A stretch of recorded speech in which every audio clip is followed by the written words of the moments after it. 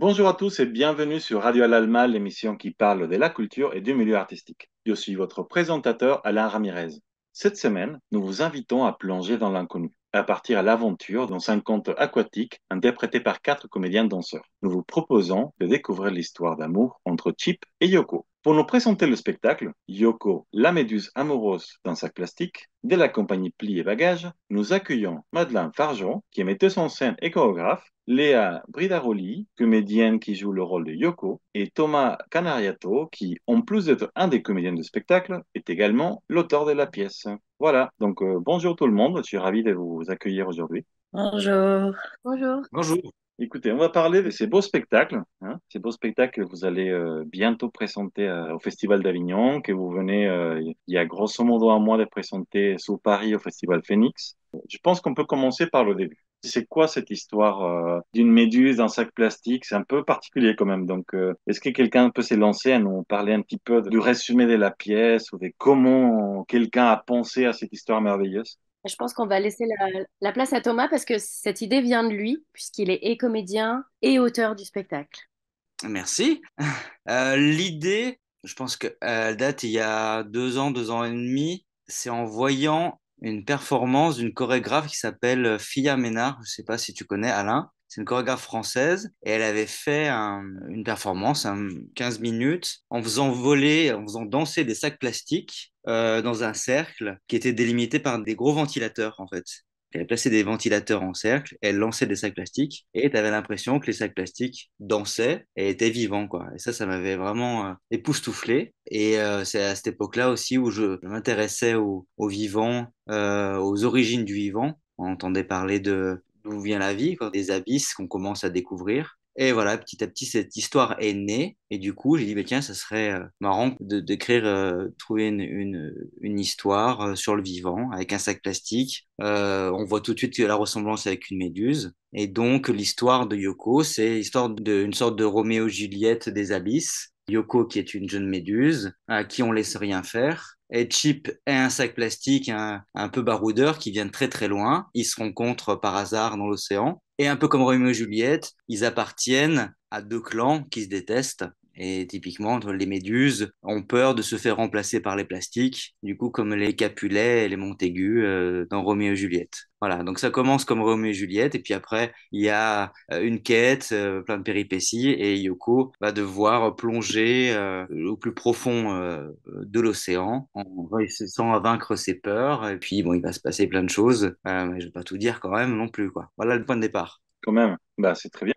Déjà, j'espère que c'est pas aussi tragique que Roméo et Juliette, mais on verra pour aller voir la pièce. Ah, c'est une comédie, hein. C'est fait aussi pour rire. Évidemment, à la fin de Roméo et Juliette, on rigole pas bien, pas beaucoup. Mais là, c'est une comédie. Donc, je peux spoiler et dire que ça finit bien. Ah. Toi, est-ce que j'ai bien compris, c'est un spectacle jeune public ou c'est juste que c'est ouvert à partir d'un certain âge? Parce que c'est pas forcément la même chose. Alors, on dit que c'est un spectacle jeune public à partir de 6 ans, mais les parents peuvent également, et les grands-parents, peuvent passer un excellent moment puisqu'il y a vraiment, le texte est écrit et pour les enfants et pour les adultes. Il y a deux lectures. Donc, les adultes vont rire à d'autres moments et les enfants, ça sera aussi à d'autres instants aussi. D'accord. C'est comme quand tu lis, attends, sans vouloir me comparer, Alice au pays des merveilles, tu trouves ton plaisir en tant qu'adulte et en tant qu'enfant parce que tu comprends pas les mêmes choses. Bah là, c'est pareil, on dit que c'est un spectacle tout public à partir de 6 ans parce que en dessous, les enfants risquent de passer à côté de l'histoire. Voilà, ça sera trop difficile pour les bouts de chou. Donc, on a mis la barre à 6 ans. Très bien. Et j'imagine que c'est assez visuel. Ouais. Oui, oui, oui, on a mis beaucoup de visuels. On a fait un gros travail avec la lumière, puisqu'on est quand même dans l'eau et il faut imaginer que c'est infini. Et du coup, de par la lumière, on voit cet infini. Donc oui, c'est très visuel et en plus, j'ai mis pas mal de danse, beaucoup de danse. Donc j'ai vraiment embauché deux comédiens danseurs professionnels, dont Léa, donc, qui fait Yoko, et Chip, le sac plastique. On travaille beaucoup sur le corps et tous les comédiens ont quand même beaucoup de corps dans Yoko. En parlant de Yoko, Léa, qu'est-ce que tu Oui, peux nous dire de ton personnage? Comment tu arrives à ça? Qu'est-ce que tu éprouves en tant que méduse? Alors, c'est quand même une méduse qui a plein d'attraits humains et plein d'émotions. Et je me suis retrouvée dans plein de caractéristiques de cette méduse. Elle a du tempérament, elle ment beaucoup, c'est vrai. Mais du coup, peut-être le plus difficile, c'est la gestuelle, je dirais, pour retrouver cette peut-être légèreté et comment je dirais ça? Là, oui, la légèreté de la méduse, ce côté un peu évanescent. La difficulté était peut-être plus dans le corps parce qu'après, dans le texte, il y a quand même plein de choses qui... Alors, bien sûr, dans des jeux de mots, on fait l'écho à la mer, à l'océan, pardon. Mais après, c'est des traits très humains qui sont chez Yoko. Du coup, voilà, c'est le travail, je pense, de ressembler à la méduse était plus dans le corps que dans le jeu, je dirais. Tu as travaillé comment du coup? Eh bien, c'est avec Madeleine qui, bien sûr, a fait des chorégraphies qui correspondent bien à tout cet univers. Et après, c'était essayer de chercher de plus en plus à alléger ou à donner une sorte. C'est en même temps quelque chose d'allégé et en même temps, il y avait de la densité dans l'océan. Donc, retrouver cette fluidité qui n'est pas non plus dans l'air, on peut bouger librement. Et comment dire, dans l'eau, on sent qu'on doit repousser de la matière, en fait. Et cette sensation, il faut la trouver dans le corps. Et je pense que c'est quelque chose de plus dense. Le mouvement n'est pas, il est fluide et en même temps, il doit être travaillé pour qu'on soit pas simplement tellement libre de nos mouvements comme sur la Terre, en fait. Je sais pas si je suis très claire, mais voilà. Ouais, c'est très bien. De toute façon, ça, on va le découvrir bientôt sur scène. Oui. Tu voulais dire quelque chose, Madeleine? Oui, on a fait un travail du corps, mais c'est pas non plus une ressemblance. Un être humain ne peut pas être une méduse. C'est pas possible. Un être humain ne peut pas être un sac plastique, ni un poisson lune, ni une crevette velue. Donc voilà, enfin, c'est un travail, mais on ne fait pas du mime. Est-ce qu'il y a aussi, je sais pas, des marionnettes ou des choses comme ça pour appuyer un petit peu les comédiens ou beaucoup d'objets, je sais pas, qui tournent autour pour faire cette ambiance ou pas? Oui, il y a quelques marionnettes. C'est une tongue qui s'appelle King Tong. Donc, c'est le roi des plastiques. Et on a des petits poissons. Il y a quelques marionnettes, mais c'est pas l'élément le principal du spectacle. D'accord. Mais c'est un personnage important quand même. C'est moi qui le manipule. King Tong, qui est une ancienne sandale brésilienne, oubliée par un touriste, qui lui est persuadé qu'il est envoyé en mission par les humains, puisque les humains déversent tellement de plastique et d'objets dans l'océan. Il estime que leur revenu des plastiques d'imposer leur règne dans les mers, vu qu'ils sont plus nombreux. Du coup, voilà, dans l'histoire, il prépare un sale coup et veut lever une armée pour enfin bouter les méduses hors de l'océan et prendre le contrôle. C'est un dictateur. Voilà. Une sandale dictateur. Très bien. Et ce qui est marrant, c'est que la fiche du off cette année, bah, c'est un peu ce personnage, King Tong, puisque c'est une sandale, une tongue ou une claquette, je sais Non, plus. c'est une tongue C'est une tongue qui est qui est scotchée scotchée. contre un mur. Donc, merci au Festival Off d'Avignon pour cette référence explicite à notre spectacle. Voilà. Du coup, ils ont participé financièrement au projet, c'est ça? Ben, On aimerait bien, mais bon. non, mais peut-être que ça aura des retombées, on sait pas. Du coup, comment ça se fait que, enfin, généralement, quand j'ai vu que des artistes s'impliquaient dans la mise en scène de leurs textes, généralement, ils sont justement les metteurs en scène. Toi, tu arrives en tant que comédien. Comment ça se fait que t'as pas voulu prendre en charge aussi cette vision? Ou est-ce que c'est juste pas plus simple pour toi de suivre une vision de mise en scène de quelqu'un d'autre sur ton texte? Bah, en fait, c'est tout l'intérêt en fait de monter des spectacles à deux. Je commence à écrire quelque chose et puis je le montre à Madeleine, qui elle est metteuse en scène, pas moi. Elle donne son avis. On a des allers-retours, ça me fait modifier le texte et puis en fonction de ce que je lui écris, elle a des flashs des images de mise en scène et du coup, voilà, c'est des allers-retours et du coup, on essaie de connecter nos cerveaux, nos neurones ensemble et on s'est aperçu depuis quelques années qu'on monte des spectacles. Et c'est super efficace comme méthode. Tu vois, typiquement, pour Yoko, on s'est aperçu qu'il y avait des scènes qui marchaient pas, qui étaient trop longues, le rythme n'était pas bon. Et du coup, on a réécrit le texte pendant la répétition. Et hop, ça collait à la mise en scène. Voilà, donc c'est hyper fluide, cette méthode de travail, quoi. Et non, non, je veux surtout pas monter les textes que j'écris. Ils préfèrent jouer. Que je comprends plus. Et en plus, enfin, Enfin, j'ai l'impression d'être libre quand je monte des spectacles pour notre compagnie, puisque j'ai l'auteur juste à côté qui est à l'écoute de ce que je lui dis et inversement. Donc, en fait, pour nous, c'est un binôme où on a tellement l'habitude de travailler ensemble que c'est une liberté, vraiment. Enfin, j'ai pas d'autres mots pour parler de nos travails. C'est super fluide. Parfois, c'est compliqué, mais Voilà, elle a des idées que j'aurais jamais pu avoir et inversement, du coup, ça s'additionne, quoi. C'est une bonne méthode. Il faut arriver à travailler à deux, ouais, c'est ce que tu disais, mais là, on y arrive. C'est magnifique. Et du coup, je vois pourquoi vous êtes très impliqué dans le projet. Mais Léa, tu arrives comment à ces projets?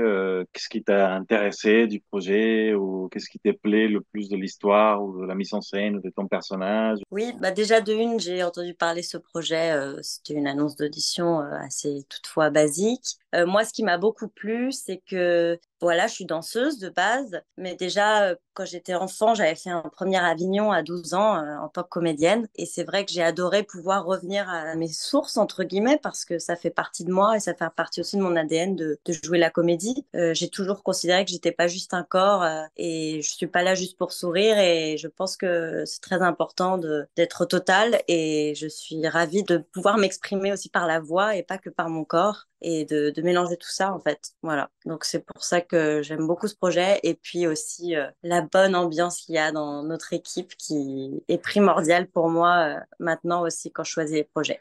Là, vous avez déjà testé le projet il y a quelques jours, mais je me posais la question pour vous, c'est quoi le type d'interaction que vous cherchez avec ces spectacles-là? Est-ce que c'est vraiment un spectacle très interactif avec le public ou pas trop? Est-ce que c'est plus les émerveiller en fait avec un visuel et une corporalité assez puissante? Ou est-ce que c'est plus les amener à suivre ces contes, cette histoire et les faire rêver un petit peu? C'est quoi l'objectif principal? je pense qu'il y a deux choses. Déjà, les émerveiller, le côté waouh du spectacle avec une grosse création lumière, la danse et la musique, effectivement. Il y a un sound design aussi qui nous accompagne, donc on est vraiment Dans une dans les bulle. abysses, quoi. Il y a des bulles, il y a de la fumée, enfin, etc. Donc c'est très beau, mais il y a aussi une histoire qui est quand même un conte écologique, et du coup, où il y a un fond, et c'est aussi pour sensibiliser et les enfants et les adultes au problème des plastiques dans les océans, les mers. On a trop. Donc voilà, c'est ça. Pour nous, c'est un message et du visuel. Et c'est pas si facile, enfin, d'être les enfants qui naissent aujourd'hui, enfin, et qui ont 6, 7, 8, 10 ans, eux, ils sont quand même au taquet au niveau pollution, environnement. C'est eux qui engueulent leurs parents quand il y a une canette qui est pas jetée dans la bonne poubelle. Donc, on n'a rien à leur apprendre. Mais voilà, le but, c'est d'appuyer le message sans être Culpabilisateur. voilà, culpabilisateur. C'est un conte, tu l'as dit, donc avec beaucoup d'imaginaire. Il se passe des choses voilà, de l'ordre du fantastique, de la magie. Si s'identifie à Yoko et Chip différemment, tant mieux. C'est un peu une pièce sur la désobéissance, parce que Yoko, qui a l'air toute gentille, naïve, et à qui on laisse rien faire, parce elle a pas dit, mais elle a une mère complètement tarée, qui est la reine Gélatine 2, Joué par Julie Manotine. et qui lui laisse rien faire, qui tient sa fille en laisse carrément. Et au début de la pièce, voilà, Léa, Yoko, se balade dans les algues parce qu'elle vient justement de couper le cordon, comme on dit. Et elle va passer la pièce à désobéir, à aller à contre-courant, à désobéir à sa mère, désobéir à la loi, parce qu'il y a une urgence, parce qu'il y a quelque chose. Elle pense qu'il y a des injustices et il faut braver l'interdiction pour faire ce qui lui semble juste. Et ça ressemble un peu au combat écologique d'aujourd'hui, en fait. Il y a la loi, et puis il y a plein de gens qui disent que il y a un combat légitime à mener pour faire prendre conscience aux gens qu'il faut qu'on change radicalement nos habitudes de vie, quoi. Ok. Si je vous demandais ça va être quelque chose de difficile, de faire chacun et chacune une phrase pour décrire l'expérience que vous ressentez en jouant ou en faisant ce spectacle-là? Pas forcément ce que vous voulez que le spectateur ressente, mais ce que vous ressentez personnellement. Par exemple, Léa en tant que la Méduse, toi Thomas en tant que le roi Tang, ou toi en tant que la metteuse en scène avec la vision d'ensemble, voilà. Qu'est-ce que vous ressentez de ce spectacle? Alors moi, j'ai l'impression d'enfiler un costume, mais qui me va comme un gant, et je me sens plutôt comme un poisson dans l'eau. Moi, je passe mon temps à enfiler des costumes parce que je suis un poisson lune, je suis un présentateur télé, je suis un ermite, voilà. Donc je passe mon temps je suis dans un tourbillon en fait. Voilà. Moi, ce que je ressens, c'est un tourbillon, c'est un marathon pour moi. Voilà. Mais c'est génial, hein.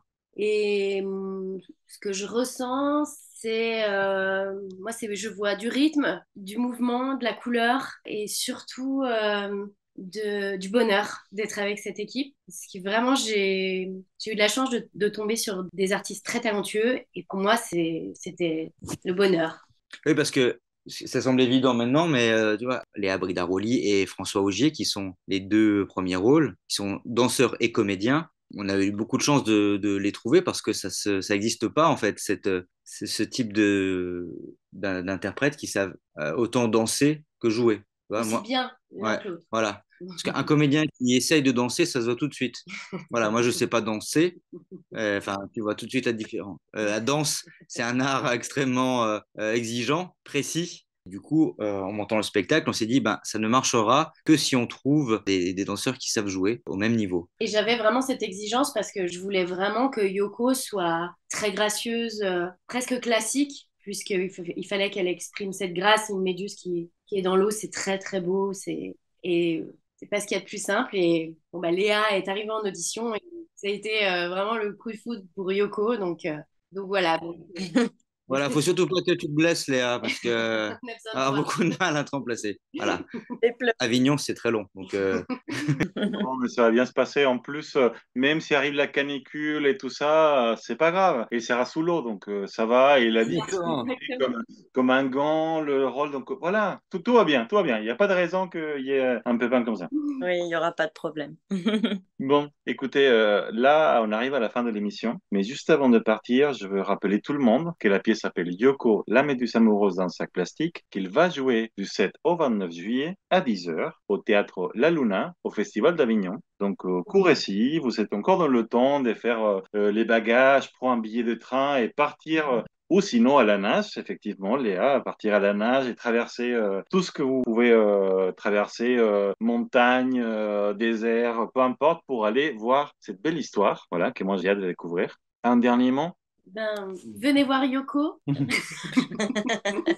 Bah, merci à toi, Alain, de nous avoir donné du temps pour présenter ce spectacle auquel on tient beaucoup et qu'on va fièrement défendre pendant Trois tout le semaines. festival. Voilà. C'est génial. Bah, je vous souhaite tout le meilleur, pas que pour le Festival d'Avignon, mais aussi pour la suite, parce que je pense que l'idée, c'est de continuer à le jouer autant que possible dans d'autres théâtres, dans d'autres villes. Donc voilà, bientôt tournée nationale de Yoko.